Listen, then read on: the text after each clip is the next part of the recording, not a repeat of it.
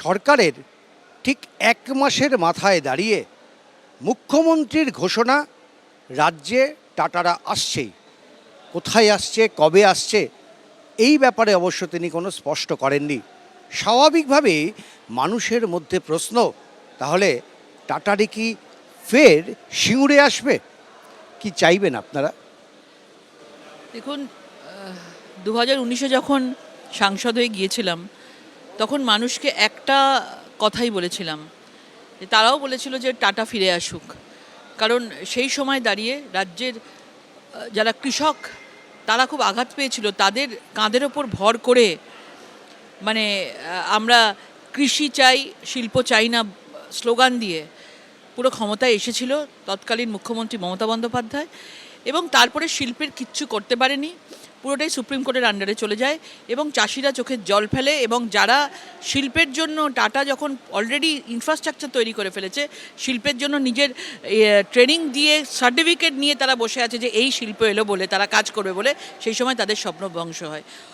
19 থেকে 24 আমরা প্রচণ্ডভাবে চেষ্টা করেছি, কিন্তু কোনোভাবেই কিছু করতে পারেনি। কারণ কোনোভাবে মমতা বন্দ্যোপাধ্যায় সেই সময় সর্ষের বীজ ছড়িয়ে সর্ষে ফুল হবে কখনো, বিভিন্নভাবে তাদেরকে ভুল মিথ্যা প্রতিশ্রুতি দিয়ে এসছে, কিন্তু কখনো কোনো শিল্প হয়নি। যারা কৃষক রয়েছেন তারা জমি পেয়েছেন, কিন্তু জমিটা চাষযোগ্য নয়।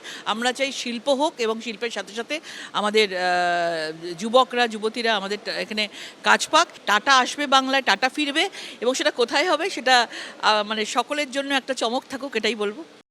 মুখ্যমন্ত্রী শুভেন্দু অধিকারীর আশ্বাস, রাজ্যে টাটা আসবেই। আগামী দিনে রাজ্যে শিল্প করতে বাধা হবে না জমি। ব্যাংক কেলেঙ্কারি, অর্থ নয়ছয় বা জমি কেলেঙ্কারিতে যুক্ত কাউকে বিনিয়োগে অনুমতি নয়।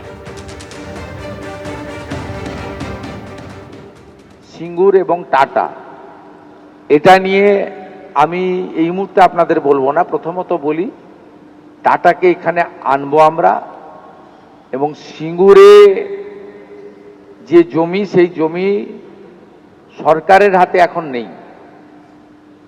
বিগত সরকার তার মালিকানা ওখানকার কৃষকদের দিয়ে দিয়েছে, বা ওখানকার জমির মালিকদের দিয়ে দিয়েছে, যারা ওই জমিতে না সর্ষের চাষ করতে পারছেন, না আলু ফলাতে পারছেন, না ধান করতে পারছেন। ফাইনালি যে মাছ চাষের চেষ্টা করা হয়েছিল বিগত সরকারের সময়, না মাছ চাষ করতে পারছেন। ওই মাটির সঙ্গে টাটার রড, সিমেন্ট সবকিছু মিশে রয়েছে। ওই মাটির নেচারই চেঞ্জ হয়ে গেছে। আমি প্রাথমিকভাবে কিছু কিছু কাজ করেছি, কিন্তু এত তাড়াহুড়া আপনারা করবেন না। আমরা দেখে নিতে চাই, শুধুমাত্র মুখ্যমন্ত্রীর সঙ্গে দেখা করে ফুল দিয়ে ছবি তোলার জন্য তারা আসছেন, না প্রকৃতপক্ষে কিছু করতে চাইছেন। প্রথমত, বিগত দিনে তারা যদি গুড বিজনেস প্লেয়ার হয়ে থাকেন, ব্যাংক ফ্রড করেছেন কিনা, ল্যান্ড ফ্রড করেছেন কিনা,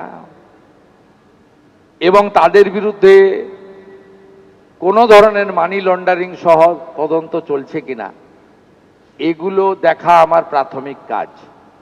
দ্বিতীয় হচ্ছে, তারা পশ্চিমবঙ্গে জমি নিয়ে রেখেছেন অথচ ইউনিট তৈরি করেছেন কিনা, আবার নতুন করে সম্পর্ক স্থাপন করে ওই জমিগুলো শুধু রক্ষা করতে চাইছেন কিনা।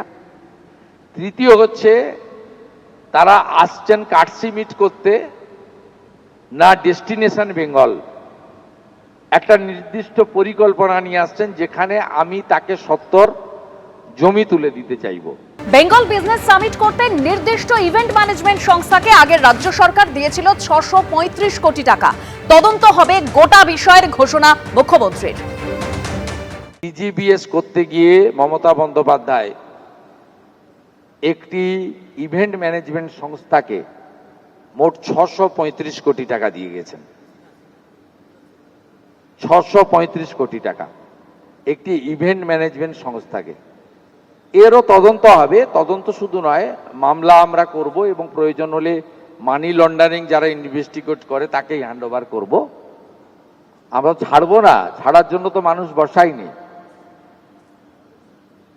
পুষ্পাদের হালত তো দেখতেই পাচ্ছেন আপনারা। এবিপি আনন্দ, এগিয়ে থাকে, এগিয়ে রাখে।